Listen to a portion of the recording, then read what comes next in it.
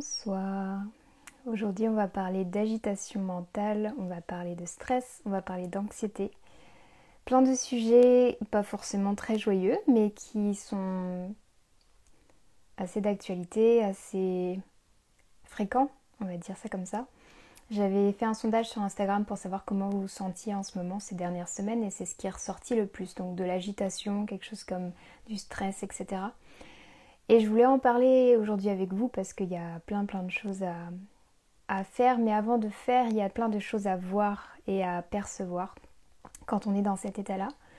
Bonjour à tous ceux qui arrivent, toutes celles qui arrivent. Donc aujourd'hui, je vais vous proposer qu'on fasse un travail, alors théorique, je vais vous parler un peu d'agitation mentale, etc. Mais je vais surtout vous faire participer en faisant un petit exercice.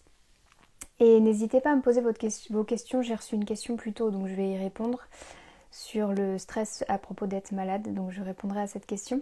Mais s'il y en a d'autres qui vous viennent, n'hésitez pas. J'ai pas prévu quoi que ce soit pour ce live, je me suis dit que j'allais tout improviser pour que ce soit juste pour vous en fait, pas juste moi que j'ai mon plan et que je vous le partage, mais que je sente en fonction de ce qui est présent. Et ça tombe bien parce que moi aussi je suis un peu agitée aujourd'hui, donc on va être dans le sujet. Je suis agitée parce que je suis dans une période de mon cycle qui favorise ça, qui favorise l'excès de ce qu'on appelle Rajas dans l'esprit. Rajas, c'est la qualité de l'esprit qui apporte justement de l'agitation, mais aussi des émotions fortes, du stress, du jugement, de la critique, etc., etc. Donc si ça te parle pas, j'ai une vidéo sur YouTube sur le sujet où je compare l'esprit à un lotus. Et la partie donc, centrale du lotus, la tige, si on veut, qui est dans l'eau, c'est un peu ça, Rajas, c'est on voit pas trop, c'est trouble et du coup ça bouge dans tous les sens et on est perdu. Et souvent la solution à ça, ce qu'on nous dit quand on est agité, quand on est stressé, on nous dit il faut faire du yoga, il faut faire de la méditation, il faut respirer lentement, il faut prendre certaines huiles essentielles, etc. Ce qui sont tous des très bons conseils. Ça permet bien de calmer le mental, mais moi je vais te proposer une approche un peu différente qui est de plonger dans l'agitation. Surtout si c'est quelque chose qui est chronique chez toi. Si c'est très occasionnel parce que voilà, on va prendre le thème dans ce moment parce que tu vas accueillir du monde pendant les fêtes et que tu as beaucoup de choses à faire. Voilà, c'est momentané. Si c'est quelque chose de chronique, par exemple, ça arrive à chaque fois que tu as des invités ou à chaque fois que tu sens que tu es un peu pressé par le temps, etc. Là, c'est une autre histoire. On va commencer par quelques petits points d'ailleurs Veda parce que j'aime bien commencer toujours avec ça. L'agitation mentale, c'est un excès de rajas. Donc comme je le disais, cette qualité de l'esprit qui nous pousse à agir, mais qui en même temps est beaucoup dans le mouvement qui n'est pas forcément constructif s'il n'est pas dirigé. Donc tu l'as bien compris, ton agitation mentale ou physique, elle a pour but de te faire agir. Elle a pour but d'initier un changement. Donc essayer de la fuir, c'est pas forcément très productif puisque tu vas fuir ce message qui te dit on a besoin de changer quelque chose là tout de suite maintenant. C'est pas pour rien que ce message il est là. Le dosha ou la constitution qui est la plus susceptible d'avoir ce genre de déséquilibre, donc du stress, de la perturbation mentale, c'est Vata. Puisque Vata il a un mental qui est relativement faible ou moyen en fonction de sa constitution mentale de naissance, mais il va vite être affecté, influencé, oui non affecté c'est bien, affecté par l'extérieur et par ce qui se passe. Parce qu'il a peu de ressources en fait sur du long terme. Donc il va, surtout s'il est aggravé. Donc il va avoir tendance à vite être affecté par tout ce qui arrive à l'extérieur. Donc il va être très pris par le temps qui est relié à Saturne en astrologie et qui est aussi une planète Vata dominante. La peur du temps par exemple c'est très souvent lié à Vata. Il y a aussi du Pitta qui est en jeu parce qu'il y a ce côté d'être accompli, d'avoir fini quelque chose avant que la fin arrive, hein, des choses comme ça. Mais dans l'ensemble, l'agitation mentale, c'est un problème de Vata, du stress, etc. Cependant, on ne va pas forcément jouer que sur l'alimentation, la routine de vie, même si en effet ça va être essentiel. Par exemple, on va éviter de prendre tout ce qui est excitant. Quand on souffre de ce déséquilibre-là, ça paraît évident, mais je le répète. Donc quand on est hyper stressé, prendre du café pour se réveiller, ça va nous créer l'inverse en fait. Et le risque quand on est dans un état de rajas, c'est que à terme on finisse dans un état de tamas. Et tamas, c'est les racines du lotus, c'est ce qui est dans la terre, c'est ce qu'on ne voit pas, c'est l'inconscient, c'est l'inertie, c'est le fait de ne pas vouloir savoir les choses. Donc le fait de vouloir rester dans l'ignorance par exemple. Et si on est trop dans Rajas, au bout d'un moment on n'arrive plus à remonter dans Sattva, dans la fleur du lotus, à remonter à la surface pour avoir une idée claire de ce qui se passe et on finit par plonger complètement. Ce qui est bien et mal en soi. C'est-à-dire que c'est mal parce que ça peut mener à des choses comme du burn-out, comme de la dépression, etc., etc. Mais ça peut être très bien si c'est utilisé consciemment. C'est ce que je propose moi en atelier et même en consultation quand je fais des explorations des empreintes émotionnelles. On plonge intentionnellement dans Tamas pour aller comprendre ce qu'il y a à la racine du problème. Pour ensuite qu'on remonte progressivement dans la fleur, à Sattva, au niveau du mental. Donc ça peut être quelque chose qui est très conscient en fait, qui est fait de manière très consciente. Mais si c'est pas conscient, ça peut vite être très mal vécu, surtout si la personne est en lutte contre ça. Souvent, surtout si on a du pitta ou même du vata, mais particulièrement du pitta, on se laisse pas tomber dans tamas aussi facilement parce qu'on déteste l'inertie, on déteste ne pas avancer sur nos projets, etc. Donc c'est une grosse source de problèmes, ce qui fait que les gens se mènent au burn-out parce qu'en fait ils poussent, et puis finalement leur corps finit par lâcher. Parce qu'il faut savoir que Pitta, il a une force dans son corps assez moyenne. Il a un mental très fort en général, mais son corps, lui, il n'a pas la même force que son mental. Ce qui fait qu'il va se pousser, il va croire qu'il est capable de le faire, et il pense, il est sûr qu'il est capable de le faire, mais son corps, lui, est sûr que c'est pas le cas. Et donc s'il n'est pas à l'écoute de son corps à ce moment-là, il va vite finir par déchanter complètement et perdre complètement ses moyens. Je suis Vata et parfois j'ai des périodes café et au fur et à mesure je me sens de moins en moins bien au fil des jours. Oui. Ah bah quand on a du Vata, de toute façon le café c'est vraiment très très déconseillé. Ce qui peut être intéressant si jamais comment on va dire, s'il y a vraiment une addiction ou si c'est difficile d'arrêter, c'est de commencer par ajouter au moins un corps gras, comme du lait. Le lait serait idéal pour Vata, si c'est bien digéré bien sûr. Mais un corps gras c'est bien parce que ça permet de ralentir le côté pénétrant du café, donc il va être moins excitant. Donc tu peux rajouter des épices, mais tu peux rafraîchissante si tu veux calmer Pitta, comme par exemple la cardamome, elle est très bien avec le café, ou la cannelle sucrée de Ceylan, pas la cannelle de Chine, je crois que c'est la cannelle de Chine qui est très forte. Donc la cannelle douce, celle qui vient de Ceylan. Donc tu peux mettre ce genre d'épices et surtout du lait ou un corps gras. Je sais que c'est très à la mode de mettre du ghee ou de l'huile de coco. Alors l'huile de coco je recommande pas forcément, mais en tout cas mettre du lait ou de la crème. Alors voilà, café crème c'est... on pourrait croire que c'est pas ayurvédique, mais finalement pour certaines personnes, si elles ont un bon feu digestif, ça peut l'être. Donc elles gardent l'effet vasodilatateur, un peu dynamisant du café, mais ça ne les excite pas autant. Parce que le lait va aussi venir nourrir leur corps. Le café, il nourrit rien du tout, il est juste là pour exciter tout. Et puis ça retombe très très vite. Donc voilà, s'il y a des soucis avec le café. Sinon, tu peux aussi tester le cacao, qui est un autre excitant, mais beaucoup plus doux. Beaucoup plus gras du coup, puisqu'il y a le gras du beurre de cacao dedans, qui est donc moins pénétrant et moins aggravant pour Vata. Il reste très amer, donc il faut faire attention en grande quantité, mais il est moins aggravant que le café en tout cas. Donc c'est sûr que tout ce qui est excitant, ça va être à éviter. Quand on a de l'agitation mentale, on ne peut pas se permettre de négliger son sommeil. C'est vraiment un pilier selon l'Ayurveda. On n'a pas le choix en fait. C'est-à-dire que si on vit ce stress-là, si on vit cette agitation, cette perturbation et qu'on ne dort pas bien, on va encore plus en vivre. Et ça s'explique de plein de manières et notamment que le sommeil, pendant la période des rêves particulièrement, c'est une période durant laquelle l'esprit va se nettoyer et on va faire du tri, on va nettoyer entre guillemets nos pensées pour les réorganiser.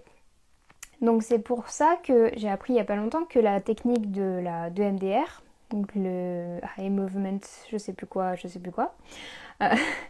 qui consiste à refaire vivre des traumatismes en faisant ce mouvement-là pour que la personne suive le doigt du praticien. Elle est basée sur le fait que pendant la période des rêves, les yeux font naturellement des mouvements et notamment des mouvements latéraux. Et ces mouvements-là, ils ont été prouvés pour stimuler, pour promouvoir un état de présence et un état d'intégration de tout ce qui a pu se passer, donc de guérison des traumatismes en fait, si on veut, sur le plan émotionnel. J'utilise le mot traumatisme, tu peux le remplacer par empreinte émotionnelle. Traumatisme, c'est pas forcément quelque chose d'énorme, de gros, d'accident, de ce genre de choses. Ça peut être aussi simple que, en fait, un traumatisme, c'est quelque chose qui n'a pas été digéré sur le coup, au niveau émotionnel souvent, mais aussi au niveau physique. Quelque chose qui n'a pas été digéré, qui n'a pas abouti, en fait. Qui n'a pas eu un résultat, ce qui fait qu'on est coincé dedans. Ça, c'est ma définition du traumatisme, on va dire. Donc, j'en étais au rêve. Les rêves, ils vont te permettre d'avoir cette période d'intégration. Je ne sais pas si tu as déjà vécu ça, de faire des siestes. En 20 minutes, tu as l'impression d'avoir dormi une nuit entière et tu as l'impression d'avoir tout nettoyé dans ta tête. Moi, ça me l'a fait très souvent, surtout quand je suis très fatiguée ou que je vis beaucoup de choses sur le plan émotionnel. Je peux tout à fait, en 20 minutes, avoir l'impression de rêver tout le temps, d'avoir énormément de rêves et de me réveiller et d'avoir la tête qui est beaucoup plus légère, beaucoup plus claire, que tout soit plus fluide dans ma tête, etc. Donc le rêve fait partie, la période des rêves fait partie du nettoyage émotionnel qui est hyper importante. Donc il ne faut pas la négliger. Donc si tu négliges ton sommeil, tu vas aussi négliger cette période-là.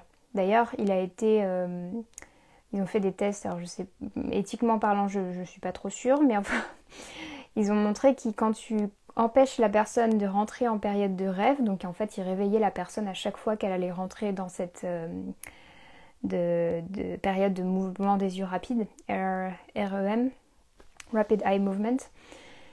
En fait, les personnes finissaient par devenir folles. Elles finissaient par ne pas se sentir proposées et vraiment développer des gros troubles psychologiques parce qu'elles n'avaient pas cette période-là de nettoyage et de clarification. Donc c'est un point qui est très important. Après, je ne vais pas forcément rentrer dans des détails alimentaires, etc. parce qu'on reste sur l'esprit et certes, il y a des choses à faire et à ne pas faire, mais ça pourrait être très long. La chose que j'aimerais te conseiller dans ces cas-là, c'est un conseil de Robert Svoboda que j'aime beaucoup. Quand tout va mal autour de toi ou quand tout est le chaos autour de toi, tu simplifies à l'intérieur. Donc quand il y a déjà beaucoup de choses compliquées dans ta vie, tu simplifies tout ce que tu peux simplifier. C'est fou à quel point j'ai souvent des personnes qui vivent plein de choses, un déménagement, changement de travail, des bouleversements dans le couple, etc. et qui se disent « et j'aimerais bien arrêter de fumer aussi ». Alors je vois l'intention et c'est une très bonne chose de vouloir arrêter de fumer. Mais c'est peut-être pas le bon moment. Parce que ce qui va se passer, c'est que elle va retirer à son esprit un des outils qu'il utilisait pour s'apaiser. Donc c'est pas le moment de changer toutes tes habitudes, c'est pas le moment d'essayer cette nouvelle cure, c'est pas le moment d'essayer plein d'aliments dans ton assiette par exemple. On va conseiller d'avoir des assiettes très simples avec 3 ou 4 aliments maximum pour simplifier la digestion. Et plus ta digestion va bien se passer, plus dans ta tête il y aura de l'espace, enfin dans ton cœur et dans ta tête, il y aura de l'espace pour processer, transformer ce qui a besoin de l'être. Tu as très bien sûrement vu que quand tu manges trop, tu vas te sentir complètement amorphe et que tu n'arrives pas à penser à quoi que ce soit, te concentrer c'est hyper compliqué. C'est pas pour rien, c'est parce que ton système digestif il va prendre toute l'énergie, il va prendre toute la circulation sanguine à ce niveau-là et il n'y en aura plus pour ton intellect. Donc ton intellect ne pourra pas faire le tri dans tout ce qui se passe. Donc faire des périodes d'allègement de la nourriture, faire des périodes, alors je disais chamboule pas tes habitudes, mais ça peut être par exemple une journée de kitscheri ou une journée de soupe. Je ne conseille pas forcément le jeûne, surtout s'il y a des problèmes d'agitation mentale parce que ça aggrave encore plus Vata. Donc je ne vais pas forcément conseiller du jeûne à l'eau, mais en tout cas des jeûnes aux soupes, enfin de l'allègement alimentaire, c'est plutôt pas mal. Donc si tu vis ce genre de choses, de l'agitation mentale, beaucoup du stress, simplifie tout ce que tu peux simplifier. Par exemple, tu vas décider que tel jour de la semaine, ça sera toujours le même plat. Personnellement, quand je fais de la soupe, j'en fais pour 3 soirs. Alors, c'est pas l'idéal ayurvédique qui voudrait dire qu'on fait quelque chose de frais à chaque fois. Mais quand je sais que j'ai beaucoup de travail, quand je sais que j'ai plein de deadlines, que j'ai plein de choses à faire, je vais pas en plus me rajouter ce stress-là de me dire il va falloir qu'en plus je trouve une idée à cuisiner ce soir qui est différente de la veille, qui va m'apporter les bons nutriments, qui est équilibré, etc. Non, je sais que j'ai un repas qui est déjà équilibré, puisque je l'ai déjà pensé à l'amont, en amont, pardon, et que j'ai juste à refaire. Donc ça peut être aussi simple que ça. Je connais des personnes, elles décident qu'elles s'habillent toujours de la même manière, ou alors elles ont un type de vêtements par jour. Voilà, dans l'ensemble, c'est simplifier ce que tu peux simplifier. Et tu reviendras au compliqué quand ça ira mieux et que ce sera plus calme. T'inquiète pas. Donc voilà pour quelques petits conseils. Bien sûr, l'activité physique, elle est essentielle, mais alors primordiale quand on a du stress et de l'agitation mentale, puisque tout le mouvement qu'il y a là, il pourrait être diffusé dans le corps en fait. Quand ton corps va bouger, Vata va pouvoir recirculer si c'est bien fait. On va pas faire du crossfit quand on est en aggravation de Vata par exemple, on va faire du yoga, on va faire du pilates, de la natation, des sports qui respectent quand même ce dosha. Mais ça va rester essentiel puisque tout ce que tu ne fais pas au niveau corporel dans le mouvement de ton corps, ça va se faire au niveau de ton esprit. Donc tu vas être en agitation mentale au lieu de physique. J'espère que c'est clair, n'hésite pas si tu as des questions qui te viennent. Et j'aimerais maintenant te parler de quelque chose qui est très très intéressant selon moi, qui est et si cette agitation mentale elle avait quelque chose à t'apprendre. Parce que plutôt que d'essayer de s'en débarrasser, d'accalmer les choses tout le temps, pourquoi on n'essaierait pas plutôt de se dire peut-être qu'il y a quelque chose d'intéressant en fait là-dedans, dans le fait d'être agité et le fait d'être stressé. Tu vas me dire c'est quoi le positif au fait d'être stressé. C'est pas une histoire d'être positif ou négatif, c'est juste il y a quelque chose en toi qui essaie de te véhiculer un message. Il le fait de manière un peu hectique et un petit peu pas très constructif, on est d'accord, ou en tout cas tu ne le comprends pas. Mais il essaie quand même de te transférer un message. Donc ce qui peut être intéressant dans ces moments-là, c'est de prendre un temps de pause, quand tu sens que tu es vraiment dans l'agitation, etc. Ce que j'ai fait moi-même aujourd'hui. Prendre un temps de pause et faire... Attends, c'est quoi les enjeux là de ce que je vis? Là, ce qui traîne dans ma tête, ce qui se secoue dans tous les sens, ça a quel but? Est-ce que ça a un but de m'amener quelque part ou c'est juste... dans un but de faire remonter ce qu'il y a, faire du mouvement pour du mouvement, si on veut. Et en fait, tant que tu ne vas pas plonger dedans, tu ne pourras pas comprendre ce que c'est. C'est comme si tu étais dans l'eau à essayer de te débattre pour remonter à la surface, alors que tu pourrais très bien te laisser tomber au fond pour rebondir et arriver à la surface. Donc ce que j'aime faire, il y a plusieurs choses. Première chose, si c'est des peurs qui viennent et qui tournent en rond, si tu as le temps de faire cet exercice, tu le fais tout de suite. Et si tu n'as pas le temps, tu le programmes. Donc tu vas l'écrire dans ton calendrier, je vais le faire à ce moment-là. Cet exercice, c'est « Ok, cette peur, elle arrive. » Et au pire, il se passe quoi? Ah bah au pire, il y a ça qui arrive. Ok, et après? Ah bah après, si j'ai pas ça, il y a ça qui peut arriver, quoi. Et je t'invite à l'amener jusqu'au bout, ce « et au pire ». Pour voir jusqu'où ça t'emmène. C'est quoi la peur qui est vraiment derrière? Et là, ça va t'amener plein d'informations sur toi, sur ce qui est vraiment actif en toi à ce moment-là. Donc ça, c'est un exercice que j'aime beaucoup donner en consultation. Un autre exercice, c'est tout simplement accepter qu'il y a une part de toi qui est complètement... qui n'en peut plus, qui n'est pas stable du tout. Donc tu peux t'imaginer toi dans soit enfant, soit adolescent, enfin comme tu le visualises, ça peut être un animal aussi, qui représente ce qui se passe en toi. Donc ça peut être un singe qui court partout, qui saute dans tous les sens, ça peut être un enfant qui se plaint constamment, ça peut être... peu importe, tu vas laisser venir à ton esprit, elle ressemble à quoi mon agitation? Si elle avait une forme, à quoi elle ressemble? Et d'ailleurs, cette forme, elle est où dans mon corps? Est-ce qu'elle est là? Est-ce qu'elle est par là? Est-ce qu'elle est là? Donc pour ma part, c'était plutôt dans la poitrine. Ça peut être aussi dans le ventre, ça peut être dans les membres. Tu vas identifier dans quelle partie de ton corps cette agitation elle se trouve. Tu vas pouvoir lui donner des qualités. Est-ce que c'est chaud? Est-ce que c'est froid? Est-ce que c'est rapide? Est-ce que c'est lent? Est-ce que c'est léger? Est-ce que c'est lourd? Et avec toutes ces informations, ça va t'aider à donner justement cette forme à cette agitation. Tu peux donner des couleurs aussi. Et tu vas imaginer que tu es assis ou assise devant cette agitation. Donc comme si tu l'observais, comme si elle était devant toi.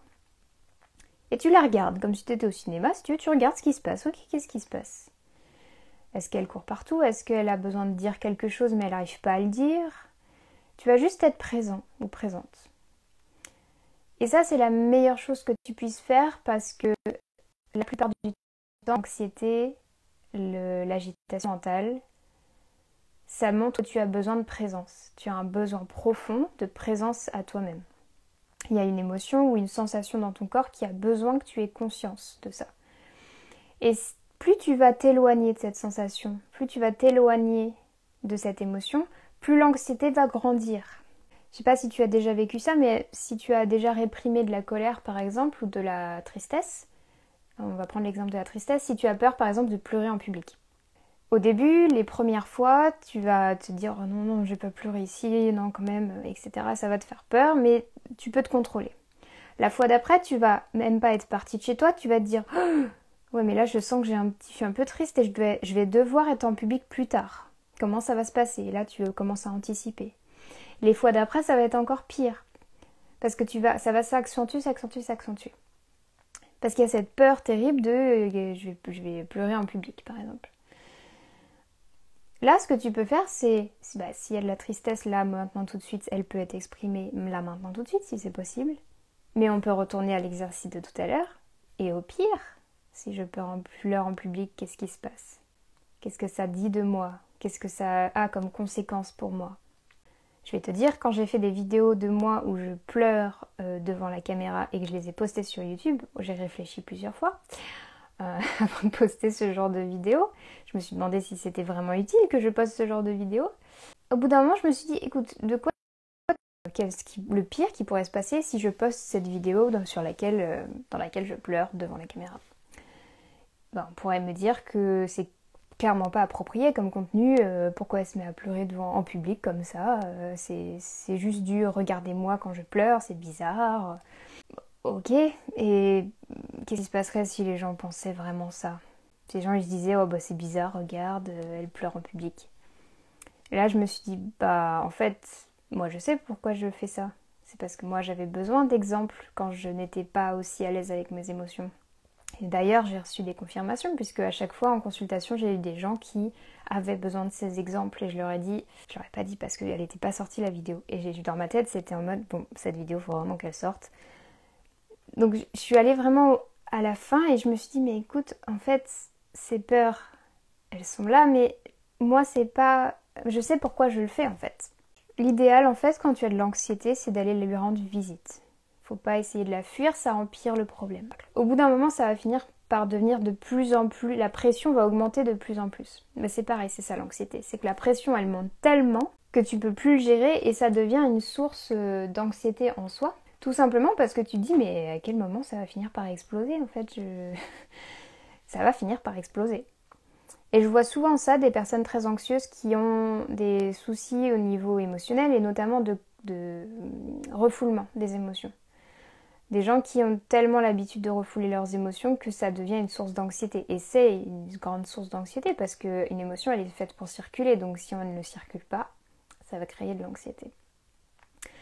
Je vais répondre à la question que j'ai reçue qui était sur le fait d'avoir constamment peur de tomber malade et que la personne, ça l'empêchait de voyager seule. Il y aurait beaucoup de choses à faire. Dans ce cas, c'est pas aussi simple que ça. Mais tu peux en fait aller rendre visite à cette peur. Tu peux aller rendre visite à cette peur de tomber malade en te voyant malade ou en te posant toujours cette question « Ok, ça arrive. Et maintenant ?» Plonge dedans en fait. Alors fais-le si tu as... C'est mieux d'avoir un peu d'aide ou c'est mieux d'être entouré de quelqu'un qui peut être présent pour toi. C'est mieux d'être dans un endroit dans lequel tu te sens en sécurité, etc., etc. Donc c'est vrai que si tu l'as jamais fait, ça peut faire très peur. C'est normal. Mais franchement, si tous ceux qui regardent cette vidéo, si vous souffrez d'anxiété, la meilleure chose à faire, c'est de la regarder droit dans les yeux. Et croyez-moi, c'est pas facile. Mais voilà, si je t'inviterais, si tu es pas en live là tout de suite, je t'inviterais à soit de nous répondre en public ou soit moi en privé. C'est quoi le pire si je tombe malade? Ok, je suis malade. Comment t'es malade? Et après? Je peux te donner là ce qui me vient à l'esprit. Ok, je suis malade. Bah, je peux plus aller travailler. Et du coup, si je peux plus aller travailler, qu'est-ce qui va se passer? Ça, c'est une voie. Une autre voie, ça pourrait être, bah, si je tombe malade, je pourrais plus m'occuper de moi-même. En fait, il faudrait que je dépende des autres. Mais qu'est-ce qui se passe si personne veut s'occuper de moi? Ça, c'est une autre voie. Si je tombe malade, ça veut dire que j'ai pas su prendre soin de mon corps, donc ça veut dire que je suis nulle, parce que je sais pas m'écouter, surtout si je suis thérapeute, t'imagines, ça veut dire que voilà, je sais vraiment pas faire mon métier, quoi. C'est encore une autre voie. Donc tu vas suivre cette voie qui est là, qui est juste pour toi. Là, je t'ai donné des exemples comme ça, mais tu vas vraiment ressentir ce qui est juste pour toi. Et tu vas aller au bout de cette voie. Ce que j'aime bien dire, c'est aller au bout du tunnel. Il y a des chances que tu ressentes beaucoup d'émotions fortes, il y a des chances qu'il y ait des souvenirs qui remontent à toi. Mais je t'invite à le faire, parce que c'est très très puissant. Une fois qu'on a vu ce qu'il y a de l'autre côté du tunnel, ça nous aide vraiment beaucoup. Que tu aies mentionné le fait que ça t'empêche de voyager, c'est intéressant, parce que il faudrait voir si c'est réellement la raison pour laquelle tu ne voyages pas. Ou est-ce que la peur de tomber malade, c'est pas une peur surface qui cache une autre peur plus profonde, on va dire. Donc ça pourrait être intéressant de l'explorer. Et ce que tu peux te poser aussi comme question, c'est qu'est-ce que ça m'apporte de ne pas voyager? Et qu'est-ce que ça m'apporterait de voyager? De gagner en clarté en fait là-dessus, parce que souvent les peurs et l'anxiété, l'angoisse, etc., elles viennent créer plein de confusion et c'est tout trouble et on n'y voit plus rien. Et on fait des associations qui sont mauvaises, puisque quand le manas n'est pas pur, quand on est dans Rajas, notre esprit analytique il est pas bon. On va prendre de mauvaises décisions. C'est pour ça qu'on dit qu'il faut mieux prendre une décision le lendemain, dormir sur quelque chose, cette expression de dormir sur ça, ne pas prendre des décisions sur le coup de l'émotion entre guillemets, mais après l'émotion. Les émotions, elles vous permettent de prendre les meilleures décisions quand elles sont vraiment vécues, hein, je tiens à le dire. Et tous ceux qui ont participé à mes ateliers, si vous pouvez confirmer, parce qu'on l'a vu en direct avec eux, c'est la meilleure chose à faire pour prendre des décisions parce que tes émotions, elles sont là, c'est ta boussole en fait. Donc, par contre, quand tu es dedans, c'est compliqué. Et ce qui est encore plus compliqué, c'est quand tu refuses de rentrer dedans. Donc voilà pour cette question, j'espère que c'était clair. J'ai abordé pas mal de choses différentes, mais je commencerai par ça pour ma part. Et pour tous ceux qui souffrent d'anxiété chronique et quand c'est des sujets qui reviennent souvent, on revient sur un mode de vie qui doit aussi être adapté. Donc la routine sportive, une alimentation qui est simple, digeste, pour ne pas surencombrer ton organisme. Ça peut être bon de faire des purges aussi. Des purges comme un panchakarma, comme des purges du foie, ce genre de choses, pour gagner en clarté, puisque ça joue sur le plan physique, mais ça joue aussi sur le plan de l'esprit. Donc toutes ces pratiques sont très très bien, j'essaie de réfléchir à d'autres pratiques. La respiration bien sûr, ça c'est primordial. Quand tu vas ressentir que tu commences à respirer très en haut, c'est le meilleur moment pour ralentir et de commencer à descendre ta respiration plus en bas. Le problème c'est quand on a de l'anxiété ou du stress, on ne veut pas descendre en bas. Parce qu'en bas c'est les premiers chakras, ceux qui concernent la sécurité, l'enracinement, la sexualité, la valeur qu'on a, et aussi qui on est, enfin notre identité. On ne veut pas descendre dans ces chakras quand on est dans une énergie vitale. Sauf que c'est la meilleure chose à faire. Donc ça peut passer par du yoga, ça peut passer par des pratiques manuelles comme faire du jardin, comme marcher en nature. Tu peux faire des méditations sur l'ancrage, mais je trouve ça beaucoup plus efficace d'être en nature, de faire des postures qui vont te permettre de faire ça. Personnellement, j'adore la posture de la guirlande. Donc c'est une posture où on a les deux jambes pliées de chaque côté. Et si tu peux la tenir, sinon tu peux mettre des petites cales sous tes talons pour surélever un petit peu. Et donc la posture de la guirlande, elle est très très ancrante, mais il y en a plein d'autres. Il y a la pince, quand on est assis par terre à la pince. Il y a Shavasana bien sûr.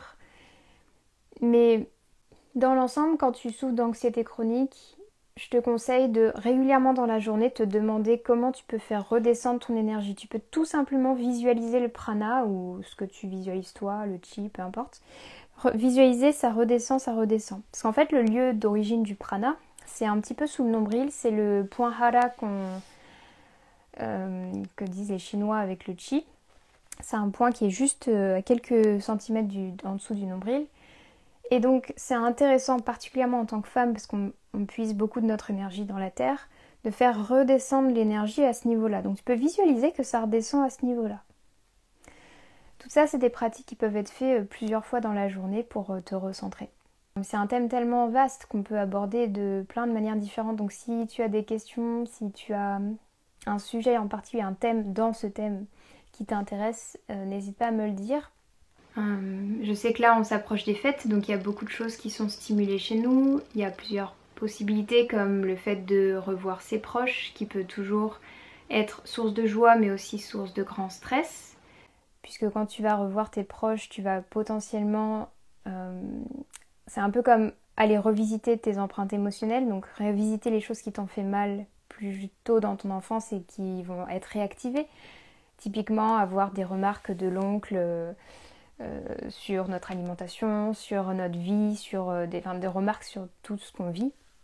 Donc il y a cette source de stress là, il y a la source de stress de il faut que je trouve le bon cadeau pour cette personne et pas qu'elle croie que je l'aime pas bien ou pas assez, que ce soit le bon prix, oui mais j'ai pas beaucoup d'argent, comment je vais faire?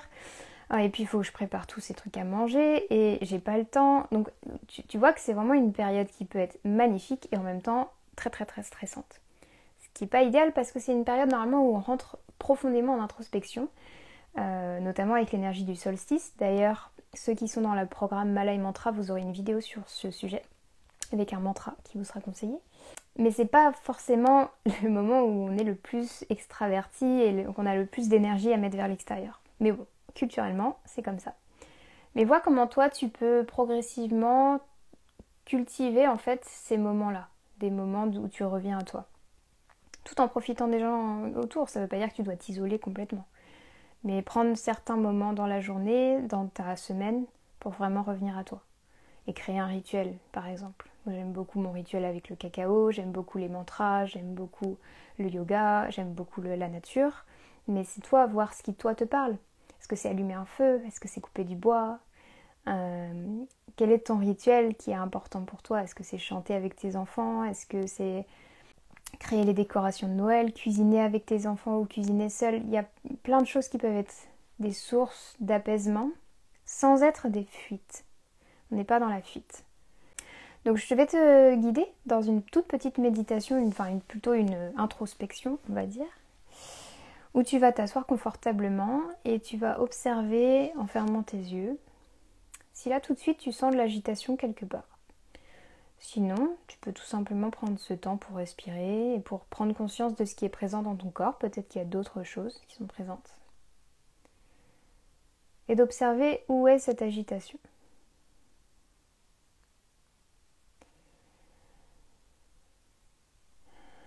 Et tu vas la laisser prendre le dessus complètement, comme si elle se répandait dans tout ton corps. On parle par exemple de la boule à neige, comme si on secouait la boule à neige vraiment volontairement pour que tout se mette dans le désordre. Et laissez faire. Laissez toutes ces pensées qui arrivent à droite à gauche, laissez tous ces mouvements qui veulent se faire, laissez ces tensions qui sont présentes. Et vraiment être dans la tempête. Si ça te fait trop peur, tu peux visualiser que tu as une bulle protectrice autour de toi, que tu es dans une cage en verre. Tu peux visualiser quelque chose pour te protéger si tu le souhaites. Mais c'est important que tu vives cette tempête, quelle qu'elle soit en toi.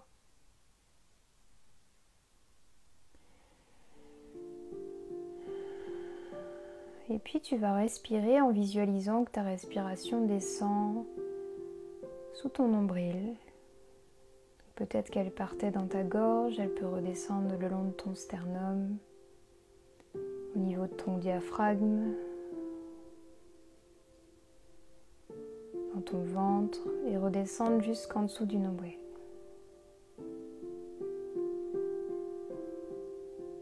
Et tu vas imaginer que tu es vraiment un roc dans cette tempête. Que tout ce qui se passe autour, c'est ok.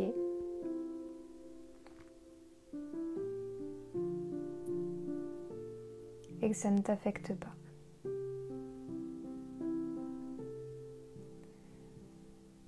Cependant, tu es là aussi pour ce qui se passe dans la tempête. Donc tu ne cherches pas à analyser tous ces mouvements, toutes ces pensées, tous ces flocons de neige qui courent partout autour de toi, qui volent.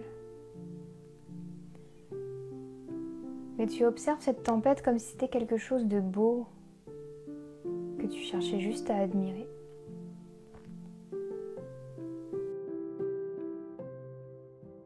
Et puis avec le temps, tu vas choisir consciemment de poser la boule à neige, de faire retomber le vent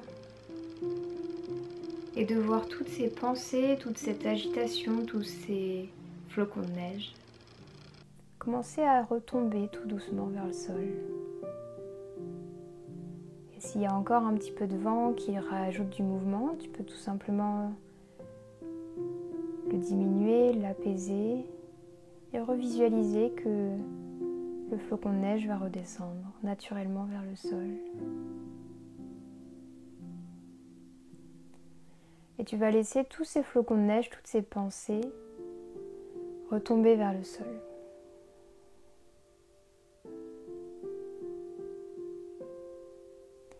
Et je vais t'inviter à observer s'il y a des couleurs autour de toi, si tu ressens peut-être de la chaleur ou du frais.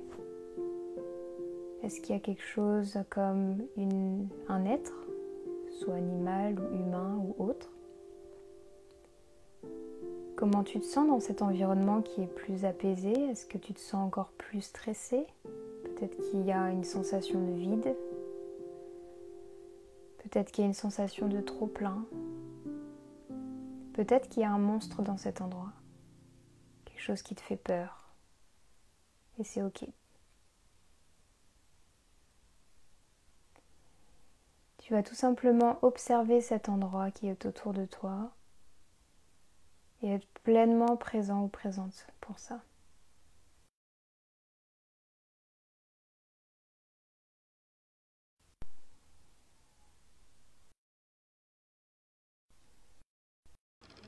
Et là, en fonction de ce que tu vois, ce que tu ressens, tu vas toujours offrir de la présence à cette personne, cette chose, cet animal ou ce qui est là. Et leur demander quel est leur message pour toi. Pourquoi ils sont là. Et prendre le temps de recevoir ce qu'ils ont à te donner. Peut-être qu'ils gardent le silence. Peut-être qu'ils te montrent des choses, qu'ils te disent des choses.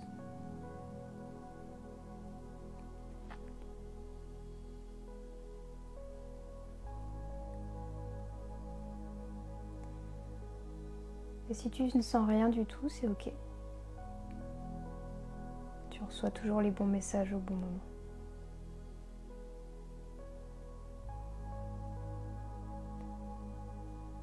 Et une fois que tu as gagné en clarté et que peut-être tu as reçu une information utile,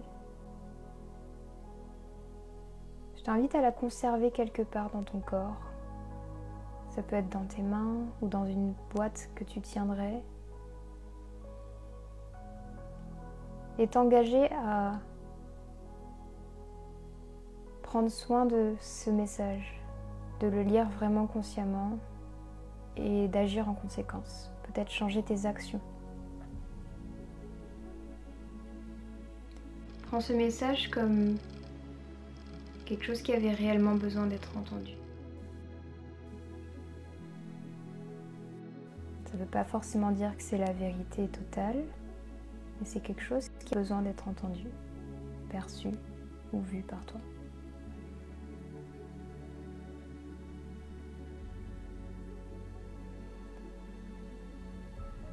Tu peux, si tu le souhaites, ajouter une couleur dans cet endroit qui te fait du bien, peut-être du bleu ou du rose, du vert, du blanc, et remplir cet espace d'une couleur qui te fait du bien.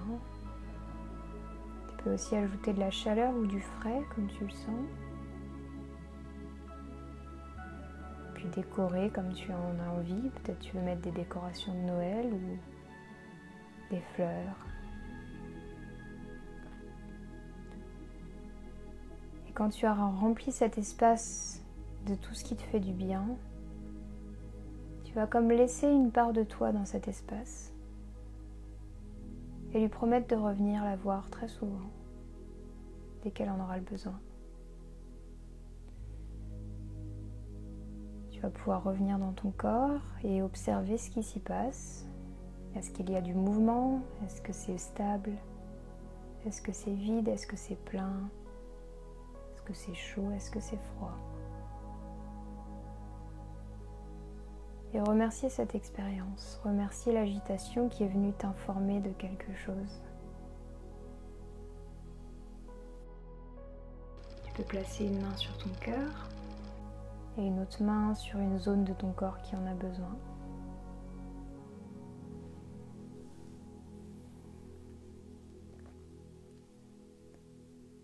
Tu vas respirer 3 fois profondément en amenant ta respiration jusqu'en dessous de ton nombril.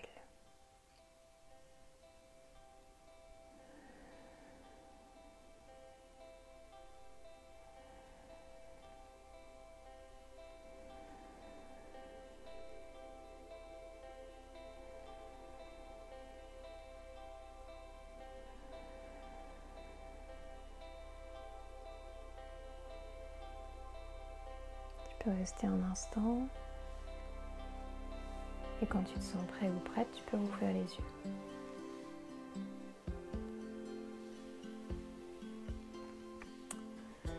Donc ça, c'est un exercice que j'aime beaucoup faire en consultation ou dans les ateliers, qui consiste à donner ta présence à ce qui se passe en toi. Tu peux le faire avec n'importe quoi, avec une émotion, avec une pensée, avec une sensation corporelle.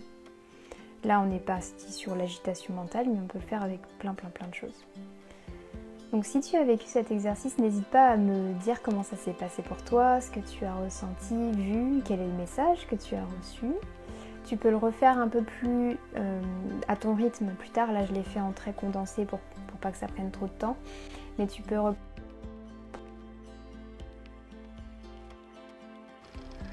j'espère que ça t'a plu. Donc je disais, n'hésite pas s'il y a d'autres sujets en lien avec l'anxiété, l'agitation mentale qui t'intéressent, à me les mettre en commentaire ou à me les envoyer par message. Je réponds aux messages, tiens à préciser. Donc je te souhaite encore une fois une très belle soirée, prends bien soin de toi, prends ces temps de bulle pour te recentrer et pour comprendre ce qui se passe en toi.